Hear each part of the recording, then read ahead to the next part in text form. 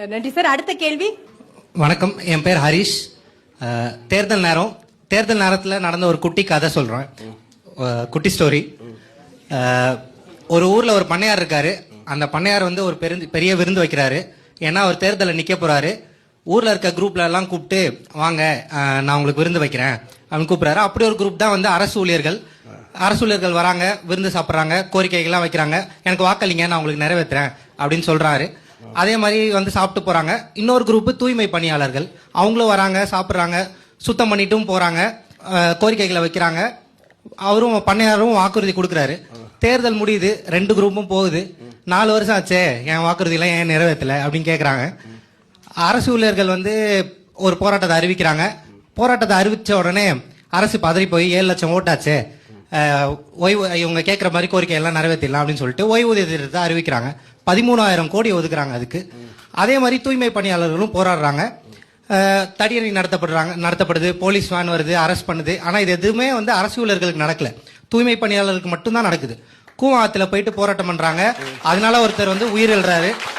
ஆனாலும் வந்து அரசு செவி சாய்க்கல. காரணம் என்னன்னா, எங்க கிட்ட நிதி இல்ல, நிதி பற்றாக்குறையில இருக்கும்.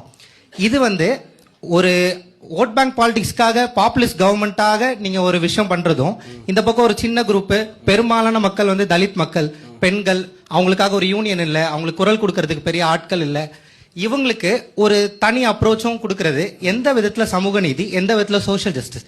இது சோஷியல் ஜஸ்டிஸா இல்ல செலக்டிவ் சோஷியல் ஜஸ்டிஸா? இதுதான் என் கேள்வி. அதாவது அரசு ஊழியர்களுக்கு ஏற்கனவே வழங்கப்பட்ட ஓய்வூதியம் திரும்ப வேண்டுங்கிற போராட்டம் 20 வருஷமா இருக்கு. அதே மாதிரி தூய்மை பணியாளருக்கும் பிரச்சனை இருக்கு.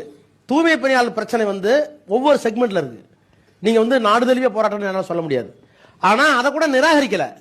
அதற்கான வேலைகளை செய்து கொண்டு பேச்சுவார்த்தை நடந்துகிட்டு தான் இருக்கு. எந்த நேரத்திலும் நல்ல செய்திகள் வரலாம். நல்ல செய்திகள் வருவதற்கு முன்பாகவே இது வந்து செலக்டிவ் சோசியல் ஜஸ்டிஸ் சொல்லணும்னு அவசியம் இல்லை. 20 வருஷத்துக்கு பிறகு தீர்த்தோம். 20 ஆண்டு கால ஜெயலலிதால முடியல, எடப்பாடியால முடியல, ஏன் கலைஞருக்கு கூட முடியல. 20 ஆண்டு கால பிரச்சனைய இப்ப தீர்த்திருக்கோம். அது மாதிரி நீங்க சொன்னீங்க 6 மாசம் ஆச்சு. 6 மாசம் பிரச்சனை நாளை காலம் பேப்பர் பாருங்களேன், வந்தால் வரும்.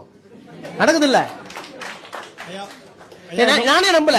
ஓய்வூதிய திட்டம் வந்து நானே நம்பல. கடைசியில் வந்து ஒரு சொல்யூஷன் வந்திருக்கு. புரியுது உங்களுக்கு? அதனால வெயிட் பண்ணுங்க. நிதி நெருக்கடி என்பது வேறு எந்த அரசுக்கும் தராத நெருக்கடியை மத்திய அரசாங்கம், ஒன்றிய அரசு கொடுத்துட்டு இருக்கு. நம்ம கொடுக்க வேண்டிய 6,000 கோடி கேட்குறீங்க, நீங்க 600 கோடி கொடுக்க மாட்டேங்கிறாங்க. 10,000 கோடி வரணும் கல்வித்துறைக்கு, நீ புதிய கல்வி எதுக்குங்கிறாங்க. அதாவது மானத்தை இழந்துட்டு கோட் சட்டை போட்டுட்டு ஓடுறதா, மானத்தை இழக்க முடியாதுங்கிறதுக்காக கோவணத்தோட சண்டை போடுறதா? ஆனா 20 ஆண்டுகளாக தீர்க்க முடியாத பிரச்சனையை 2021 தேர்தல் வாக்குறுதியில எங்களால தீர்க்க முடியும் அப்படின்னு நீங்க வாக்குறுதி கொடுத்தீங்க. அது என்னாச்சு அப்படிங்கறது தான் அவர் சொல்றாரு. தேர்தலை ஒட்டி இன்னைக்கு நீங்க ஒரு ஸ்டெப் எடுக்கிறீங்களா? அது என்ன, நீங்க கொடுத்த வாக்குறுதி என்ன? சோஷியல் ஜஸ்டிஸ் என்ன?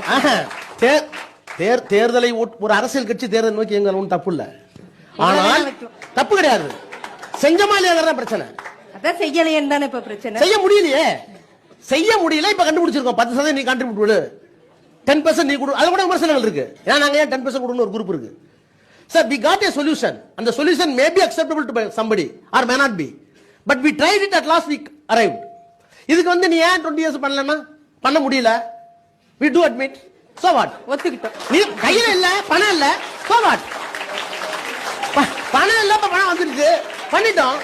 என்னது எனக்கு ஒன்றும் புரியல. அடுத்த தேர்தல் பரப்புரை இப்ப ஏன் சாப்பிட்டேன்னா பஸ்ஸில் சாப்பிட்டேன், நேத்தியா சாப்பிட்டேன்னா அந்த மாதிரி சாப்பிடல. கண்டிப்பா சார், தேர்தல் பரப்புரை போகும்போது இதே மக்கள் கேட்பாங்க, இதே மாணவர்கள் சோவாட்னு கேட்டா என்ன பண்ணுவீங்க? அழுத புள்ள தான் பால் குடிக்கும்.